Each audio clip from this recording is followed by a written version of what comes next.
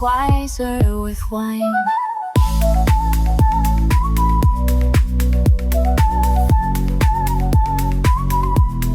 Wiser with wine. Keeping it real, one pour at a time. This is Wiser with Wine. Hello, welcome back to Wiser with Wine. Today we have a very special guest, Mickey Lenderick, a dear friend of mine and fantastic owner of RentWA and a very close friend of my husband and business partner. Lovely to have you here, Mickey. Thank you, Renee and Lucy. Thank you for having me. I'm not sure I've got any words of wisdom, but let's go. We'll ease you into it. So before we go into the interview, we do something every week called Wine of the Week, basically where we do the Wine of the Week at the beginning of the segment and Wine of the Week at the end of the segment. And it's just basically a little bit of a whinge about something about Perth. But I'm going to segue into something about what you said in a few podcasts ago, Lucy. I was in an affluent suburb in Perth last week, which I don't mind driving around now and then because I have a bit of fun. And I gave way to one person at a crosswalk. I gave way in a car park. I gave way to someone else at the lights. Do you think anyone raised their hand at me to say thank you? No. No. So I was just thinking about you. And then I went to Freo and this homeless person crossed the street and he goes like this to me. I was going to go, why are you giving them the right of way? Because I know, but I just do that. You do that. I do something if I'm in a generous mood. And I generally do it. And I was just thinking of you because every time it was ticking off, I thought, they're not doing it. Oh, my God, they're not doing it. Do you get angry? Yeah, I do get angry. And I flash my lights because I knew where my lights were. We have a constant thing where I think if you're letting someone in or just letting the right of way, they should turn around and thank you. And it's just it raise the fucks hand. me off. I just had it this morning coming here.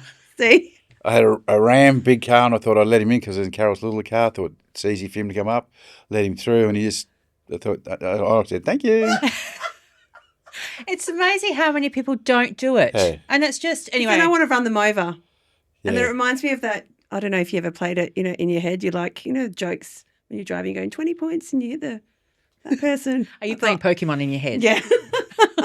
I want to run you down. Anyway, I just wanted to, so if that was our Wine of the Week. I would never do that, by the way.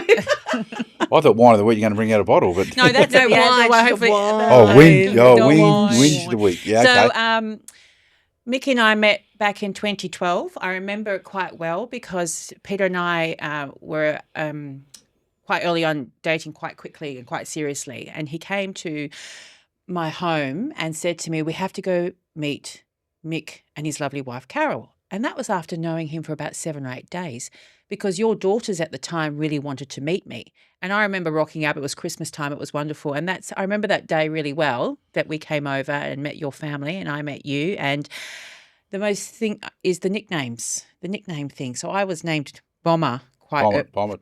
Why Bomber? After Bernard Tomic, his name Bomber Tomic. So, That's the worst person to model off. No offense to him. I know. well, you grab whatever you can. I will say that because when I was in Europe getting married, everyone thought in the village that we were related to him. So I said yes, and I got flagons of wine. Oh, really? The only thing was gee. in your hometown, the only thing was we couldn't leave until we drank everything. So we were quite hammered. Let's just say that. There you go, Thomas. So there you go. Yeah, Bomber. yeah. And then do you have nicknames for your daughters? Do you want to talk I about? have nicknames for everybody. Do I have a nickname? I'll work on that one, Liz. Because and I don't know what it is. So Rebecca, her nickname is Jane. So her name's Rebecca Jane. Okay. I call her Jane. Okay. Danielle's nickname is Chunky because when she was 16, we were in Bali. Okay. And she walked in a restaurant one day and they said, I'm a chunky girl. This is the Balinese to Danielle. So that's been around for Such a sweet name. 27 years. Okay. And Lani's called Todd because when she was younger, my wife Carol used to write on the cards Todd'em chops because she had big cheeks. That's good. And then when she got to read, she said, why do you call me two dumb chops? So that was cut down to Todd. So that's how they got. So they all get called Jane, Chunky and Todd. And if I call them by their real names, they know I'm angry with them. So if I said to Danielle, she'll go, Dad, what have I done wrong? So that's what we have. That's cute. Yeah. So even the kids have all got their names. Bella's Belle and Juco's Juco. But Milani's Millie, Joby's Nugget, and That's gorgeous. Talon's T-Man. So everybody's got their. You got off lightly. Then. I know. I think I was did. gonna say bomber. Yeah, I did. But And then Carol's got Kazza. Kazza, yeah. Kaz, Kazza. good And old what's Kazza. yours? What's yours? Do you have one? Sir. No. They all call me. Well, everybody calls me Mick. My grandkids call me Mick. I'm going to call Everybody. you Farah. Everybody. Hair. Everybody calls. So when Bella was younger, I thought I was too young to be a granddad. So I want to be called Mick. And then because we had her for 4 years, called me Mick. When Duke was born, that he just followed her, called me Mick. Right, so- Mick. So I remember going to primary school with a interview with a teacher one day. They could take her. They liked Bella. Took me along, and she said, "This is Mick." She goes, "Oh, hi, Mick." I said, "I'm actually the granddad." She goes, "Oh, so Mick's the granddad? I thought Mick was Nan's boyfriend." So I've had that a few times. Right. That So would come across that But way. everybody says, "Oh, isn't it disrespectful?" I think it's just lovely that the kids are comfortable calling me. That's cool. Yeah. I think that's lovely too. And so we're going to break up today's interview in looking at being a successful business owner, being a dad of daughters, Tortured, Kudos to you. tortured. and your ever-changing family, your immediate ever-changing family. But I think we start because we're really thankful that RentWA has sponsored this podcast for us. And in case you haven't seen it around Perth, I see it probably 4 or 5 times, a truck or a commercial vehicle. Do you just want to explain to us what RentWA is about? RentWA is a truck rental company that started 20 years ago. 20 Yeah, I years. just noticed that. Wow. 20 years ago in February, we started. We started from our house in Thornley as we first operated, and that was fun because Carol had knock at doors and people picking up and dropping, random people getting in his trucks out the front. But we were in a cul-de-sac street, and all the neighbours really loved it. And one of the guys down the road used to rent all the time. Everything was great. But that's how we started off, as that, and it's funny when you start because when you spoke about RentWA, people go, "What's that?" And you're forever talking. And now it's a brand. So, RentWA. Oh, It's everywhere.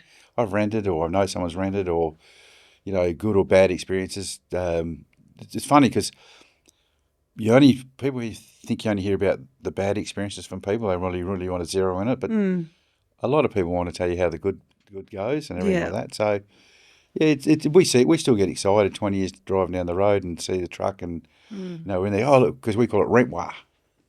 Oh, yeah. Rewa. Because when originally there's been 2 logos on the RentWA, so that's the latest one that was done about 10 years ago. Because I used to have a star and then Rent one side and WA the other, so everybody was calling us Rent Star, Oh, how interesting. and they couldn't find Rent Star when you Googled. Oh, So how I thought, how do I literal. fix that? So I put Rent WA through the star, and now they ring up and say, "Is that RentWA?" So, and we call it Rent WA. People are so funny. I know. RentWA. Yeah, any shortcuts possible, they'll do it. Yeah, well, what Yeah. they ring. That's the main thing. They ring. So we started off with that, and it was always going to be Peter and I. Because I went to Peter back in 2014, just before Christmas. I was in between jobs. I didn't want to go back into corporate world where I come from. Mm-hmm. I had great jobs here, and I could go back into it. But I read a book and in those days I was reading a lot of books. And I read a book by Wayne Bennett, who's a rugby league coach, and he was doing the Broncos. And one of the chapters is about never die when the music's still playing in you. In other words, don't die wondering. Do what you think should happen. And I thought, well, I really want to start a business, didn't know how, and I knew Peter wanted to get into rental, so I said to him, "You want to start a rental company?" He goes, yeah. And I said, "I got no money." He said, "I got no money."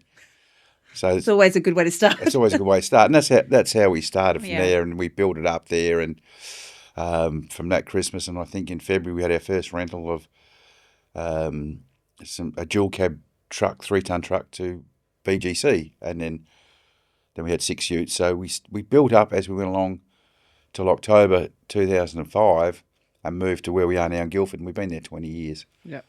So one thing about it is we don't change a lot. We use the same IT people, same finance people, Yeah.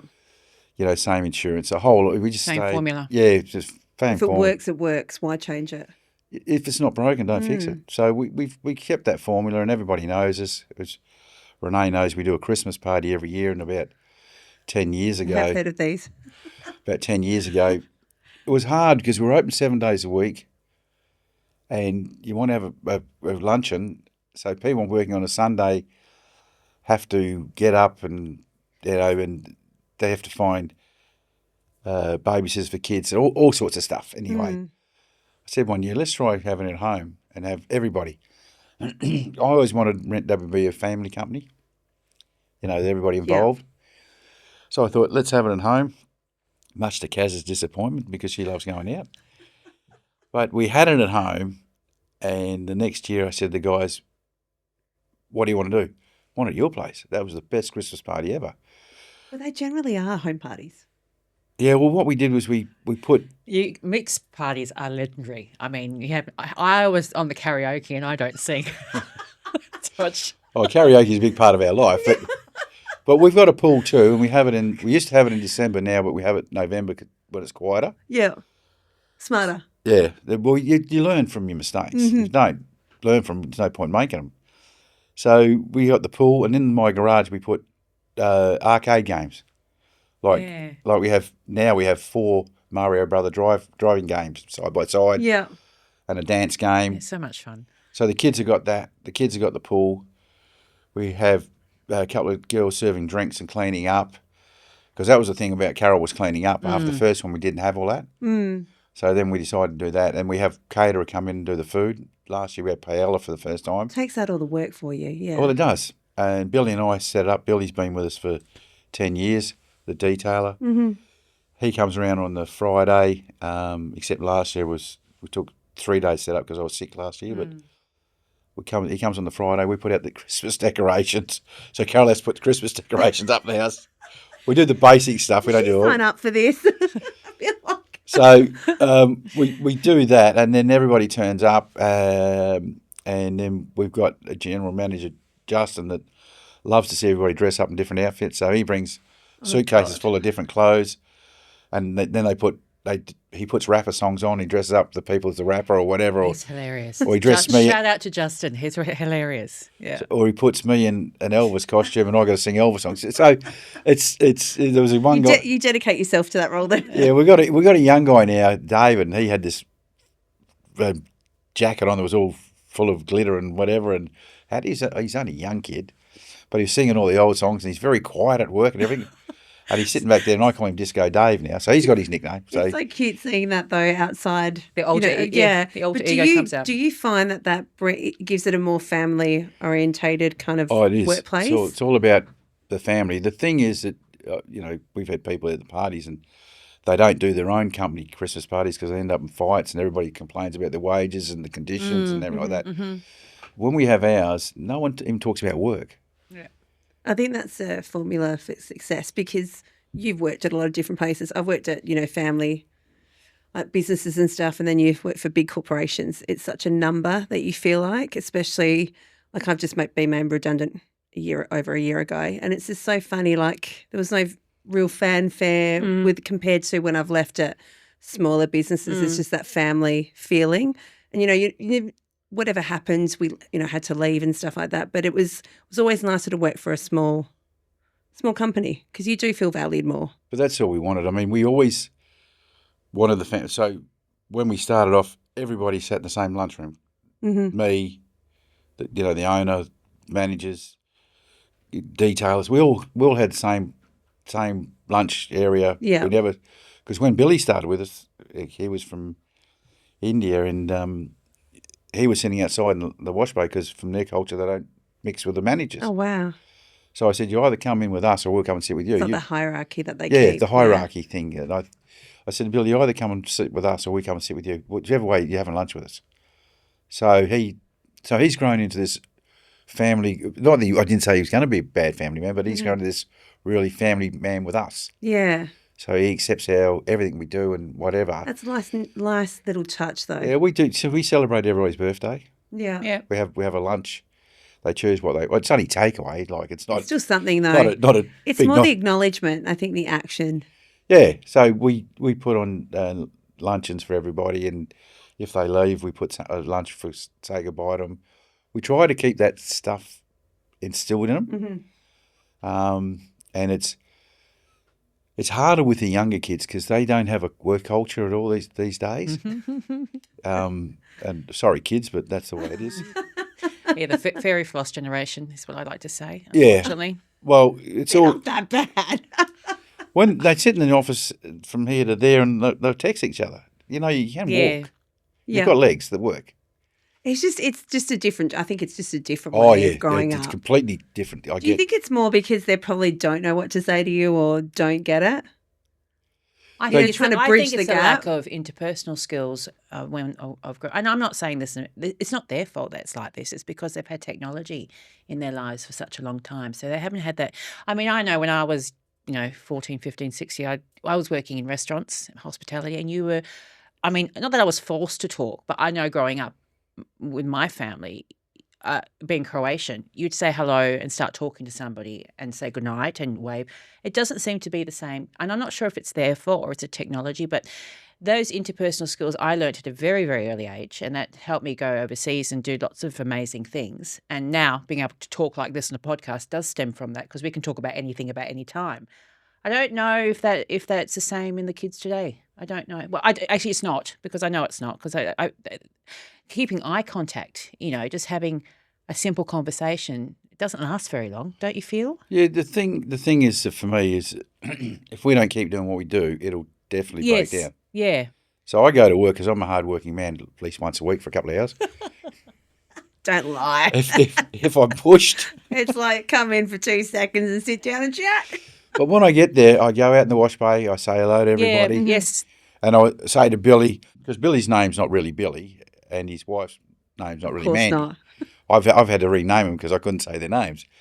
So we've got Billy and Mandy, and he calls her Mandy now because years ago when she came to the Christmas party, I said, unfortunately, I don't think I'll remember that, but how about Mandy? And she goes, yeah, I love that name. So funny. Can I tell you something? I do that sometimes. I'll actually go up. I've just started working at a place and I've just too many people and they're all giving you names. I go, listen. And I actually say that I go, I'll probably forget your name, so I'll make it up. Just go with it. They're like, you can walk off. So It's too hard. That's at the funny. moment, Billy became a citizen. He got his citizenship 2 or 3 years ago. Oh, wonderful. So I said, now, Billy, you can become Bluey because you're real Australian.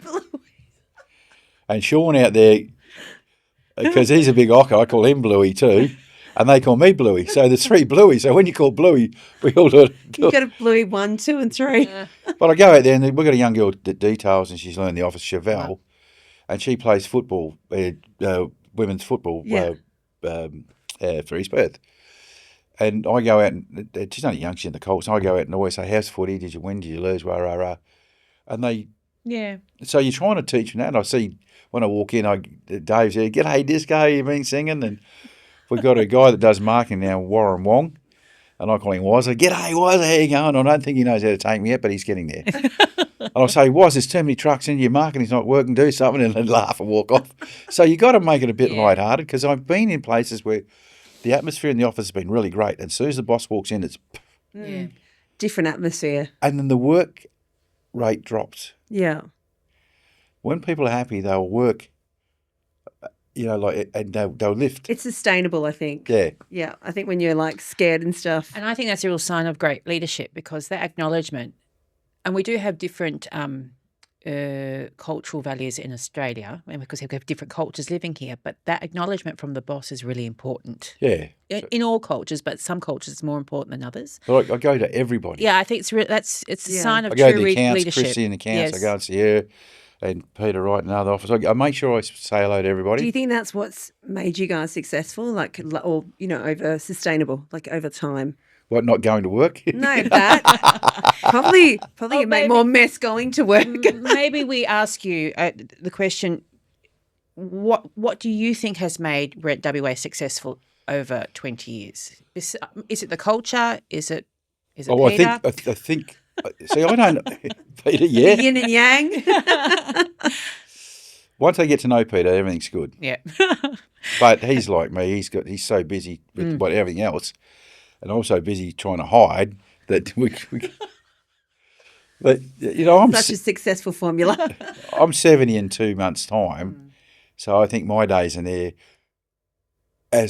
because it's too modern for me. Mm-hmm.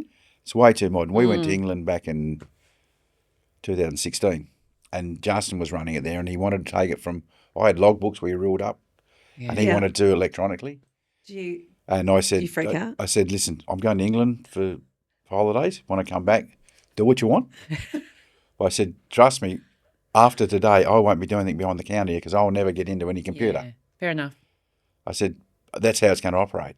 He said, yeah, it's fine. Yeah. When I come back, all my logbooks were gone. I was sad. So you found it hard with the change?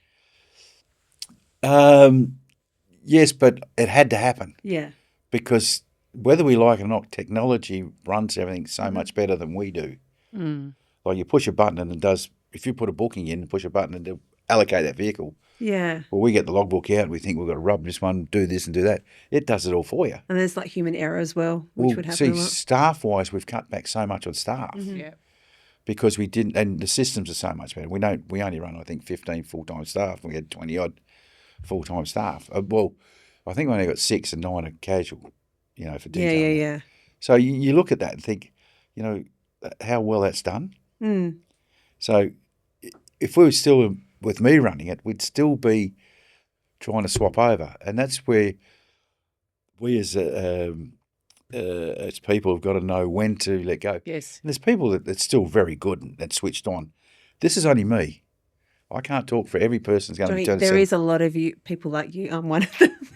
I love the old ways. But, people sit there and go, oh, yeah, I still run my business and he's bloody this and he's bloody that and whatever. I get that. This is what I'm saying about me. Yeah. If you're on your business, you're 70, great. I've got grandchildren and I love, because for me, success is quality of lifestyle. Mm-hmm. Everybody starts a business to think they're going to be a Gina Reinhardt or a Twiggy Forrest. They're not. It takes 10 to 15 years before you establish your business. Mm-hmm. And I'm talking that some can do it in 2 to 3 years. I'm not saying this is everybody's, but I would say the consensus is 10 to 15 years. Yeah. The lucky few. The lucky few. Yeah. And the problem is, and Jack, Peter's dad, said to me once, he said, you skippies, you go buy, there's a brand new ute. He said, us, I won't say what he said, but Italians, he used a different word. He said, we go buy the old ute. And when we own it, we upgrade. And by the time we get a new ute, we own it. Mm-hmm. He said, you skippies have been selling your utes and you haven't got enough money to pay it out. So he goes to the next ute. And he said, after 5 utes, you've got a ute that owes you that much money, you can't get out of it. And, and I thought, well, here's a man with experience. You'd have to take that in. Mm. So you take all that sort of stuff in. Mm-hmm. And then, but you then got to realise that to let go, for the company to grow and the technology now, because when I started in work, there was no phones.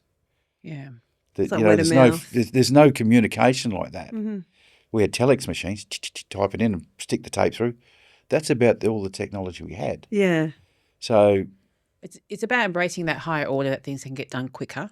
Yeah. Or more effectively as well. Yeah. And it is about letting go and trusting people that are going to put the systems in place that the business will still run successfully. And Justin did that for you. of course, Yeah. you can also, the beauty about technology, I can sit at home in the study and get up and everything and have a look if I wanted to. But I just see, I can tell when there's too many vehicles in the yard we're not doing well. I don't need all that Extra stuff. Yeah. Yeah. So, but they still talk to me. They still want information out of me. So, and sometimes I think I'm the care blanket. Like. Yeah, well, you So probably they'll are. ring me about Yeah. bits and pieces just to get patted on the back or what. What I don't know, Yeah. but Yeah. I love it. I mean, You're they the don't. cuddly teddy Yeah, bear yeah. in the workplace. So and that's what I do. I mean, the same with Peter.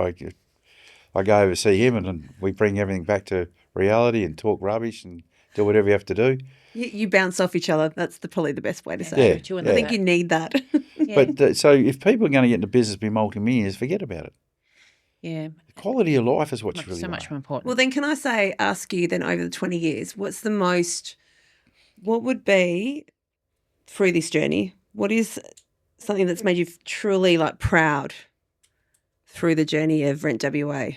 What would be one of the most defining moments? Sacking Carol? No. not having Sorry, Carol. not having family work there is a bit defining moment. Tried it, didn't work. I don't know. I think for me, is that I love seeing the brand out there, and I love seeing that people using us, enjoying it. Yeah. And everybody goes, oh, it's the money side. It's not the money side, because if someone paid me lots of money and come in were angry and I still got the money, I wouldn't feel good. So when people come in and go, oh, that was great, we had a great feeling, and, and they keep coming back and repeat business, I think that's what you always want. It's like your kids. You want your kids to grow up being good kids. Yeah. And people go, oh, your kid's fantastic. They don't have to be academically up there or sport-wise or anything like that. They just got to be good kids. You just want the people to be great people. So, and that's all I want the companies to be liked. And I see that RentWA, RentStar go down the road, and I get... The Red Star, I love it. It's a brand. It's a brand that I hope keeps going, but unfortunately brands die out eventually and they roll over or whatever. Yeah. But at the moment, that's what I like about it. You would speak to people and go, oh, because they say to you, where do you work? I go, RentWA, I clean vehicles. I don't tell them anything else because... You're the cleaner. But then you could get information from them as well about their experience. Yeah, no, because then they want to go, oh, how much is a truck? I don't know. Yeah. And you own the car. I work there. Like, what would I know Just because about I own it. Yeah, How would I know the get numbers? the minions to do everything. People ring me up and go, oh, can I get a truck? I think, It's so funny. Oh, I don't know. How much your truck? But Oh. isn't that normal though? Like for a painter, like, you know what I mean? Can you do this? It's like usually they're the ones that their houses aren't painted. It's that kind of rule of thumb. Like with it. Do you know what I mean? Yeah, well, I can tell my father was a painter and never painted our house until we got someone else, and then he was like, "You've done this wrong. They didn't do this right." I was like, well, up my yours. dad's a mechanic and my car was never fixed.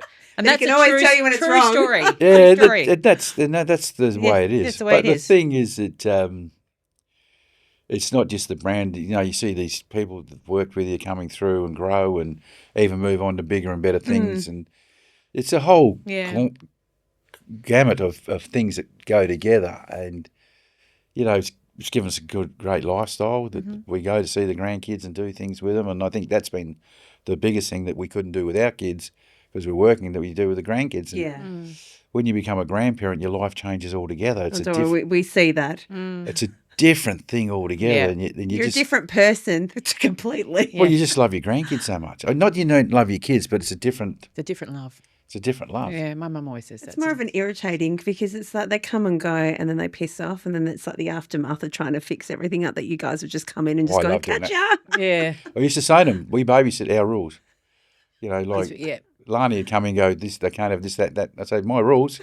Mickey's very good at setting rules when they're there. got So Yeah. much I fun. have to learn that rule. It's very good. Well, Bella's 19. She still, we said when she's 13, 14, let's make the most, we won't see her when she gets older. She's got a key to the house. She turns up, sleeps over. She, just turns up out of the blue. So you love it. That's what you wanted. We went and watched Duke play footy yesterday, and then after that went to back there with the kids, and things like that. Some grandparents don't get invited around to see the kids do anything. And some grandparents aren't even in the same country as well. Yeah, If you think so- about it. It's a different. Well, they're moving into family. Oh, yes, moving into family. Do we have to? I don't like mine. Can we talk about somebody else's? No, only joke. And your daughters advised you that this is forever on the internet. I said, Mickey Dad, did get warned. Yes. So you are a father of how many daughters? I've got 4. 4. Tell Jesus, me. sorry. So tell me something of being a father of daughters, something that they've taught you that you didn't expect. Don't go home. Don't go home to them when they're all in those moods. Hide. Oh, Is it true that they all sort of, They it apparently simulates the synchronise. size. I think daughters. Not simulate, synchronise would be Yes, the yes. word, yeah. I think daughters bring you together more as a family because I have 4 daughters, but only 3 that I really brought up. Mm-hmm. One was it's another story altogether. Mm. So the 3, but I think having daughters makes you a close family because sons tend to go away to the Okay, daughter. don't say that. We've got sons, all right? You're going to make me cry. Well, no, you see that some do and some don't. Yeah. But very, No, I get what you're saying. very rarely does it happen. It is Yeah. true. Well, our son-in-law, Girls are more. our son-in-law Luke does a lot with his mum and dad. Mm-hmm. He would be, and they only live down the road. See, my mission has always been when I had the boys, I always said when I was young, when they were small, I'm going to make them such mummy's boys that they're never going to want to leave because I don't have girls. Be careful you don't force them out. Yeah. It's a fine line, trust me. See, I came from a situation where my mum left us when I was nearly 11. She went to work and never come home. Wow. But even the years before that, Dad used to work away a lot. Yeah. And she had a boyfriend and she used to bring home and sometimes she wouldn't come home from work. So we'd have to fend for ourselves. Jeez. My sister didn't. She would just stay home and have toast. I'd knock on doors around the house and see if we had a nice meal, the best meal won. So I think Wow. my sales skills started back then.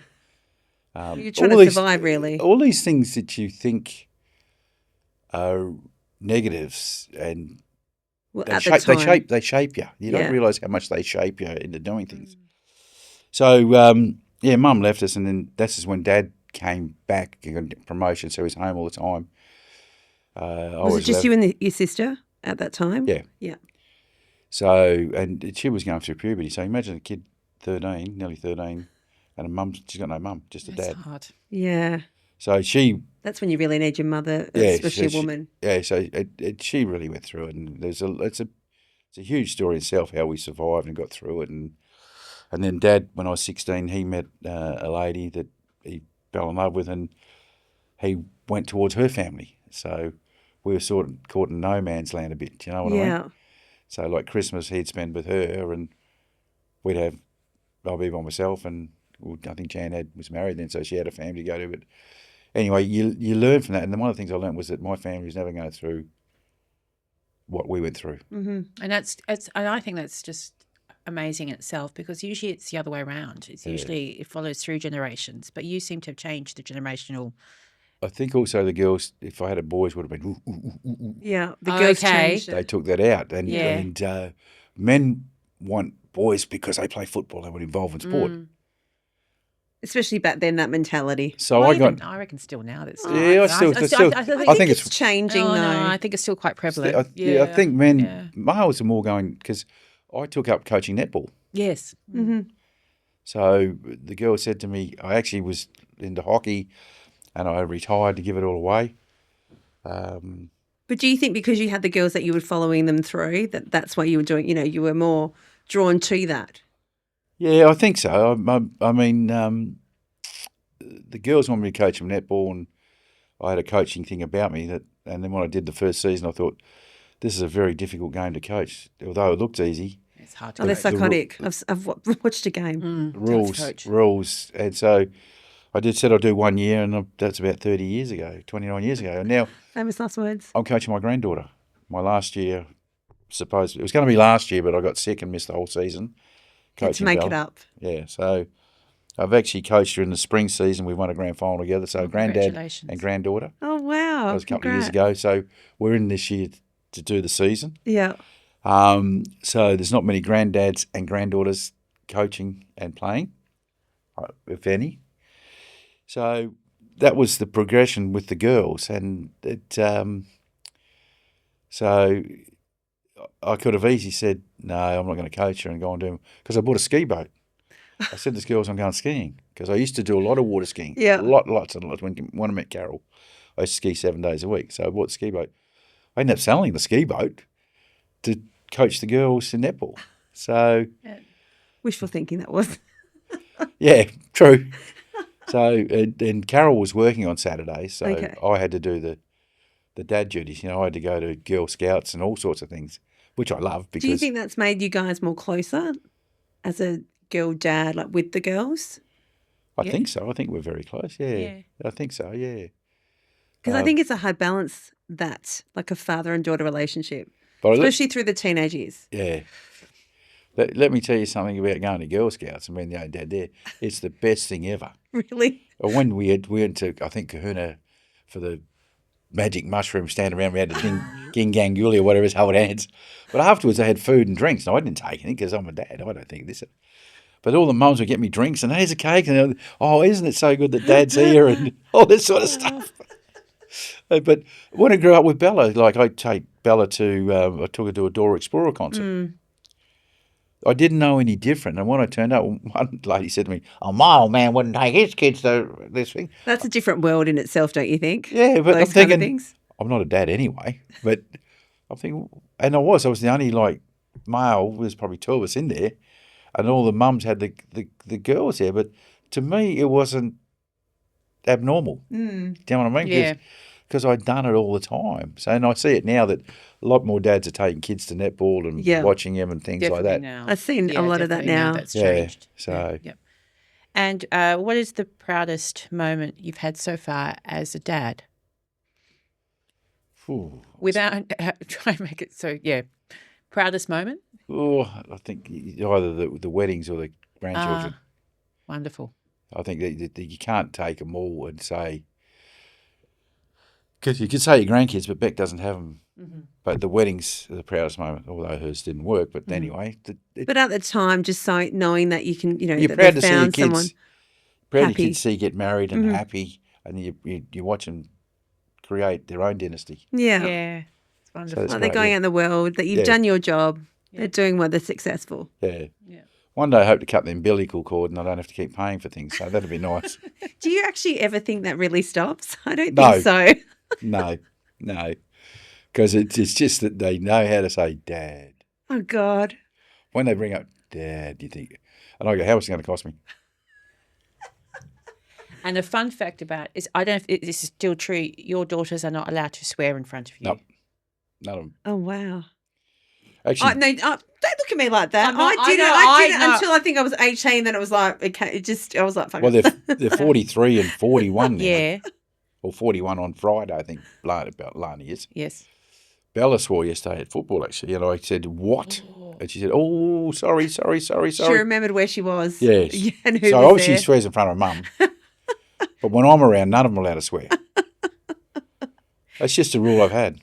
That is so cute. But my wife, on the other hand, she's made it hard for me to keep that up because she's got a potty mouth. There's nothing wrong with potty mouths, all right? I'm on Carol's side. And do you think about the chaos of, 4 daughters? Is there a chaotic moment that really sticks out in those years when you're raising them? Nah, not really. There's- There's bloody chaos reigns a stream. I would imagine that you'd be, you must know how to read moods when they're saying something but meaning another thing. Because Well, even I can't figure what I'm saying, Well- what I'm thinking. the thing is, it's trying to decipher because they have 5 conversations going at once. That is a talent in itself. And to knowing which one who's what's saying, because they'll ask you a question, you've got to know what that conversation's You about. can't zone out. You can't zone out, so it's sitting like that. Because Carol and I read books by Alan and Barbara Pease years ago about male and female, Okay. Interesting. and we wanted to learn what's the difference between male and female. So you have to read, I think it was about 4 books. And one of them was that women are gatherers, men are hunters, and men like to fire gaze. So when you come home from work, they say to the wife, don't talk to them for the first half an hour. So if I come in, Carol, say, I need to chat to you, have your half an hour and then have a chat to me. Yeah. And also they say that women use 20,000 words a day, men use 8. Mm-hmm. Men speak in headlines, women speak in fine print. Mm-hmm. So if you go to the pub for 4 hours with your mates, you come home, then Carol will say, how was Peter? Yeah, good. You've been in there 4 hours and he's good? Yeah, he's great. On the other hand, if Carol's been out with the girls and she comes home, you think, don't ask how it was because there's 20,000 words going to come out. But I think these days that would have changed because women now have phones and talk a lot more, but I'm just No, generally... I think it's the same. It's So, just so, the same. so that's you have to learn that women are going to talk fine print, whereas we just want to hear hello. And they go, I'm very good, thank you. So that's something you have to learn. That is actually really true. You know, when very they come true. home, you're like, who are you with? Where did you go? Yeah. You know, what's happened with blah, blah, blah's wife? Well, we didn't talk. What do you mean you didn't talk about that? You know, blah, blah. It's so true that when they come back, they're like, you're like, what do you mean? You didn't speak for like 2 hours? Or were you drinking? It's one Yeah, well, see, that's the response thing. is- You're like, oh, they're building a house. How's the house going? Yeah, good.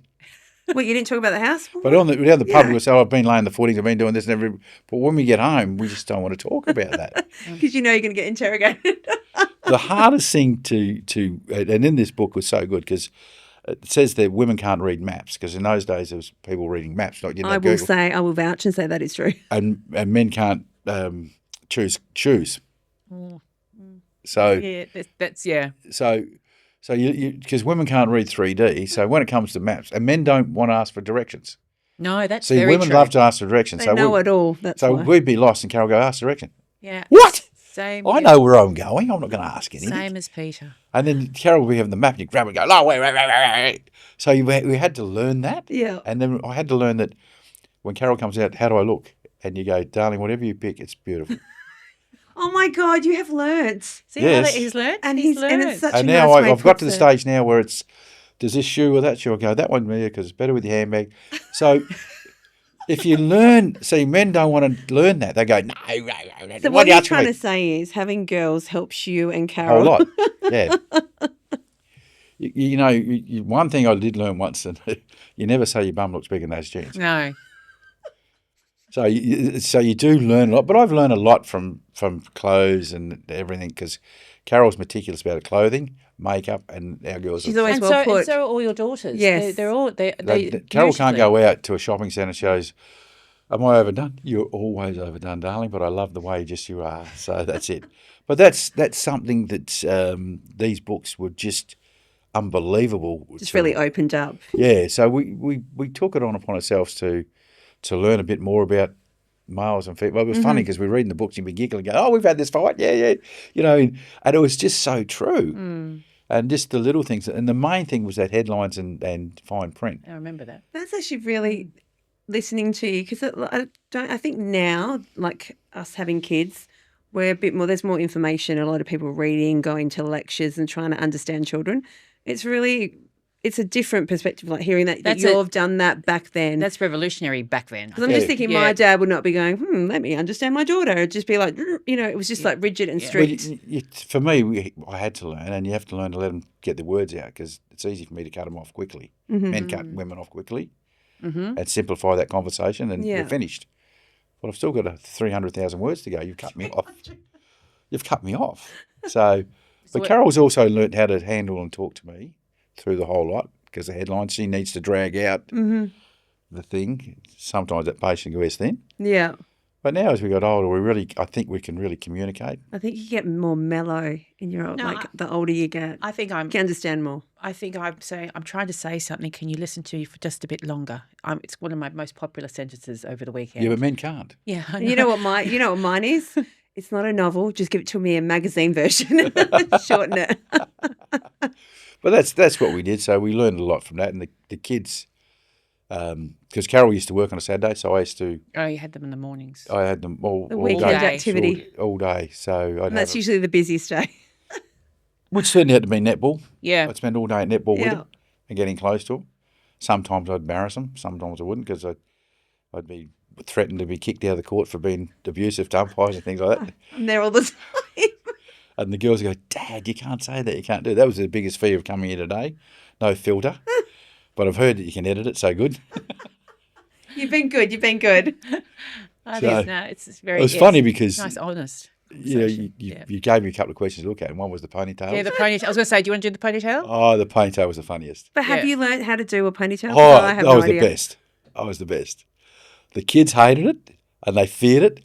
Ponytails, oh no. What did you pull their hair that time? So I'd wet it, make sure it's really wet, and I'd get it right back. Oh, Jesus. I'd give them a facelift, you know, like that. That's what we do now. No, then. Yeah, I'd get it, and then I'd get it, and I'd get it tight, because it had to be tight, and then I'd get the lacquey in, and they go, it's crooked, and I go, Oh, that would hurt. so, well, I watched Carol do it, but I didn't realise how neatly she did it. She moved it You would across. centre it at the start, not once you've done it, pulling the. No, see, Lucy, Such you've got to a understand, man. with a male brain, it's about getting into that bunch and then we'll move it. See, females can think about getting in the bunch and getting it straight. We don't do that because we just do one thing. Get it in there. Got it in there? And the girls, it's crooked. How's that? Yeah, that'll do. Just get your hands off my head. Well, we had good times and things like that. They would have had killer migraines, I reckon, afterwards. You know what, that feeling? Yeah, it's awful. I'm sure, have you ever put your hair up in a your hair's long enough? No, I haven't. Have you ever done a ponytail. ponytail? No. On your no? No, I was just going to say, you know that feeling of when you let it out and you go, thank God. Yeah. No, I haven't had that. But the kids were good. They'd all walk in to see Carol like this. Oh, Dad's done your hair again. Oh, my God. So I was going to delve into, we're moving into the end of the interview, into your own immediate family, Mickey, and what's been happening in the last, is it 10 years? It's been all the ever-changing stuff? Like, It started a long time ago. Long time. So to our listeners, Mickey has discovered lost siblings or siblings that were, they did not know you had. Never knew you had. No, it was... And so where did that journey start? What made you start looking for lost siblings? Well, what happened was when Mum passed away in 87, one of her friends rang me up, young Thelma, who was getting old, and she said, look, I need to tell you, Mum had a baby when she was about 16 or 17. Mum lived in Carnarvon. Mm-hmm. She said that she was put on a boat from Carnarvon to Melbourne, told everybody that she's on a sewing course in Melbourne. She spent 6 or 7 weeks on the boat getting to Melbourne by herself. She was a 17-year-old, and Wow. she went to Melbourne, had the baby, and then the baby was taken off her that night. So was that like the love child type of? Yeah. Yeah, but you know, back then that's what they generally Well, that would was do. Yeah. love child thing. Yeah. But what happened was that the baby was taken away from Mum there and then at the birth, which is unusual. They normally keep him for 2 weeks and then they take the baby away. Yeah. And we found out later what happened. But so Mum had the baby, and then I said to Jan, my sister, look, shall we look up? And she said, no, I don't want to. So at this point in time, it's just you and Jan, two of you. Yep. Yeah. Okay. So the dad was still alive. Uh-huh. So she said, no, I don't want to. I said, that's fine. Because I'd never do it without because we're very close. My sister and I are very, very close. We don't see each other a lot, but she rings every week. Yeah. We ring each other. You've got that bond. Yeah, so we're very, very close. So so Jan didn't want to till after Dad passed away. Mm-hmm. And then she said, one day, she says, I'm ready to find our sister. So I went to Victoria it was through the, I can't think of it was through the Department of something, I can't remember now. But anyway, I gave them what I had, which is very little, and they actually found her. Wow. And then they got in contact with her because it wasn't a closed file. If it's a closed file, we can't contact. Mm-hmm. And they got hold of Glennis, was her name, and she said, no, I've lived a good life. I don't want to talk to my siblings. So that was it. Wow. End of story. So that probably went on for a few years. Every year I'd say, can we have another crack? Can we have a crack? Every year. You were still trying to. Yeah. So she would go, no, no, no, no. And then they lost contact with her, and then the case manager I had moved on. I got another case manager. And she said, oh, it's funny, she's not answering any of these letters that they're getting returned. So she said, I'm going to go on the lecturer roll to see if she shifted. So she shifted, and then they sent the letter. And then there must have been about, I can't think, it would be when we, 2019, 20, Carol and I were driving down to Exmouth, and a guy rang up. It was one of the nephews. And he said, because they both of them said to Mum, this is our last of our bloodline. We don't want to lose it. Can we contact, that must have been later, can we contact our uncle? And she said, yeah, fine. And so that's what happened. So we got in contact, and then one Christmas, Glennis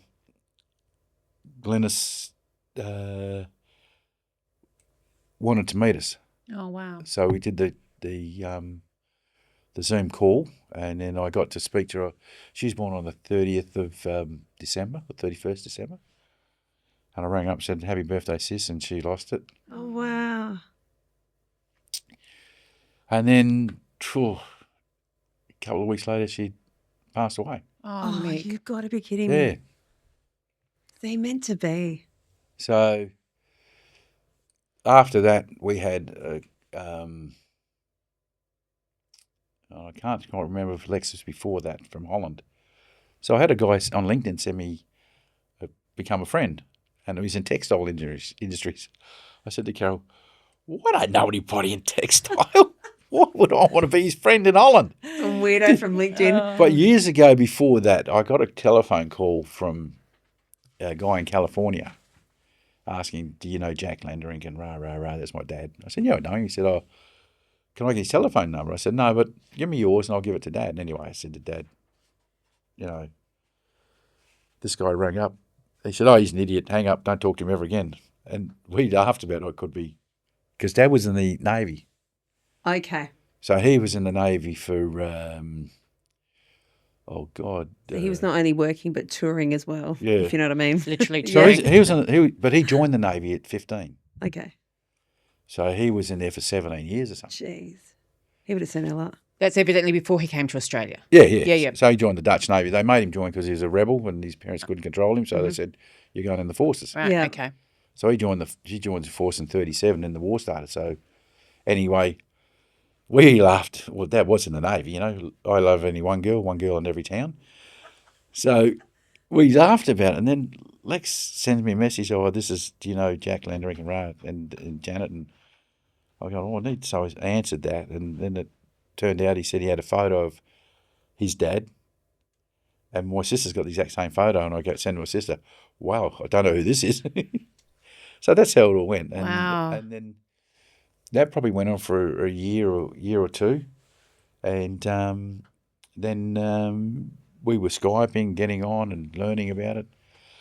And Glennis passed in January and he passed in June, gone. Oh my gosh. 22. Oh, within 6 months. Yeah, 2022. But I used to say to my sister when This is funny. Listen to when this. we first met Glennis, I said to my sister, "Well, you're not the eldest anymore. Glennis is the eldest. I'm the youngest. You've got middle child syndrome. Now I know what's wrong with you." So then Lex come along, and Lex was in his 70s, and Glennis was a year older than him. So Janet said, "There you go. Now you're not even middle child. You're Just nothing." Going down the pecking order. I said, "But I'm still youngest." So Because you'll always be youngest. I was always the youngest. Have you kept in contact then with like your nephews? We went, nieces? when 2022, in June 2022, I said to Carol, "We're off. We're going to go to Melbourne." And we had a holidays planned to Bali and everything like that. So I said, "We're going to go to Melbourne, meet the boys, and we're going to go to Holland and meet the nephew." Oh, that's crazy. It was because Amsterdam was freezing. It was just November when we Was that went. the first time you'd been there? Cold. Yeah. No. I'd been. It's 2016. Okay. So we went and met them all, and since then, Jeremy's the nephew's been over twice. So his mum and Jeremy were here in April, and Jeremy's girlfriend. Oh, that is so cool. Yeah, I met them. They're lovely. Yeah. So it was it's such disappointing that I never got to meet him personally. But Glennis. that you've made the contact though, did you feel like something, that you'd been missing something? Yeah. You know Did that you- feeling they say, "Oh, when I found it was like." No. My sister keeps telling me, "Don't answer the phone anymore. We've got enough. We've got enough. Just in case. We've got enough relatives to stay away from it." She's quite. I mean, we. It's a sad and it's a part of life that we've accepted that we were never meant to meet them. And did we push the boundaries to meet them? You know what I mean? Like, Yeah. and the thing is, Lex knew for years who we were, but didn't want to contact us because he didn't want to break up our family. You hear well, that. that You always makes hear sense, that and they though. go, "Oh, why did you wait for so long?" Because it's that reasoning. But don't you find it's always when someone dies that all the skeletons Yeah. come out. But I said to I even said to Glennis, I said, "You had a better family life than we did." You know, like you were adopted out and you had a Yeah. beautiful family and you had everything. And you had a steady family, like you had a mum and dad all the time. Had you come with us, you would have been turmoil, Yeah. Struggling. all struggling, that. and the same with Lex. Because Dad left to come to, he met, the lady he met had four or five siblings, and one was Lex. So they had four and then they had Lex. But when Dad left Holland to go to Australia and he was going to bring her out, she only had four. So when he got to Australia, he got a letter saying she's pregnant and rah, rah, rah. That, whether it spooked Dad, I can't speak for what happened and how it happened, but he never brought her out and that all disappeared.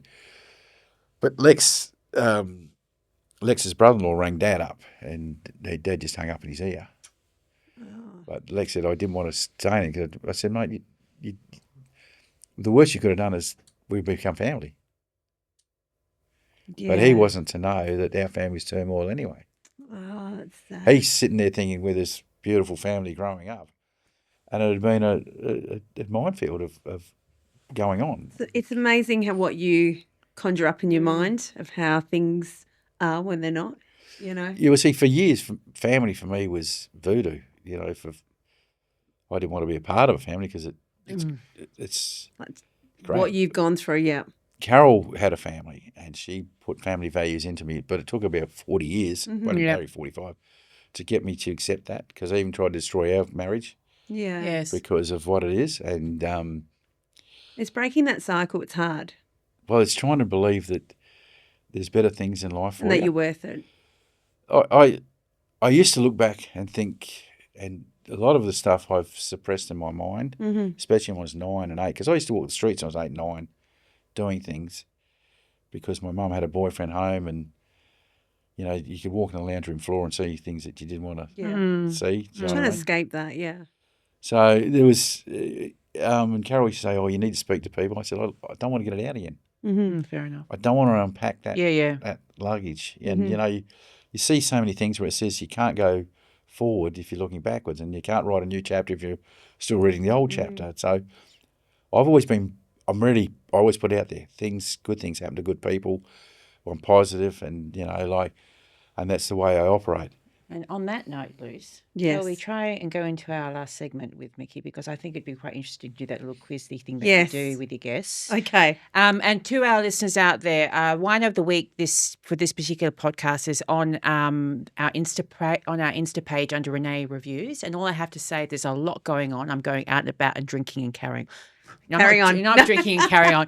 I'm drinking and reviewing wines around Perth, and the review is on there for this week. But Lucy, let's go to All right. the fun 20 and 30, which we devised for Mickey. Like I said to you, just one word and whatever comes to mind, but don't think about it. It's just the first thing that comes into mind, all right?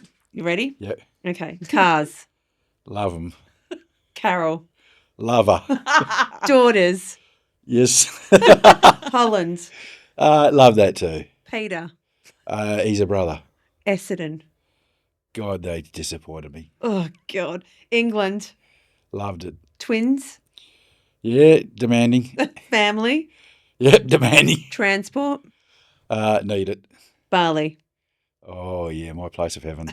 Karaoke. I do love a sing. China. All I can think is smog. Steak. I don't eat much of it now, but I used to. Okay. Australia. Love it. Wine. No, I can't drink it. Rent star. Love it. Fruit. I didn't used to, but I love it now. Okay. Cheese. Cooked. That's all right. Party. Like to. Okay, there you go. There you 20 go. and 30. Well done. So on that note, Mickey, we say thank you for today. It's been a really interesting conversation about family and fatherhood and friendships, I I suppose. don't know if you got much out of it. No, I No. think we did actually. It's a very wise view on things. Excuse the pun. I think it's a very wise view on being a dad, and your perspectives were very well valued and appreciated by both of us. Whilst looking like a gorgeous Farrah Fawcett. Because Or- I've been staring at you the whole time and I'm thinking, shit, I can't even get you know how many, we've said this, how many women all over the world would pay love for hair that? like that. It's and beautiful. typical man, he's got it. Yep. Just like your brother's got the eyelashes. And the eyebrows. It just shits me. 70, you got to grow your hair while you still got Yeah, it. but you still got hair. That's amazing. I know Or it's you great. don't forget Mrs. Doubtfire. I get cut as well. And on that note, we're wishing you a lovely week, and we'll see you next Thanks, week. Thank you Bye. very much for having me. I Thank actually you. enjoyed it better than I thought I was going to. Thank you.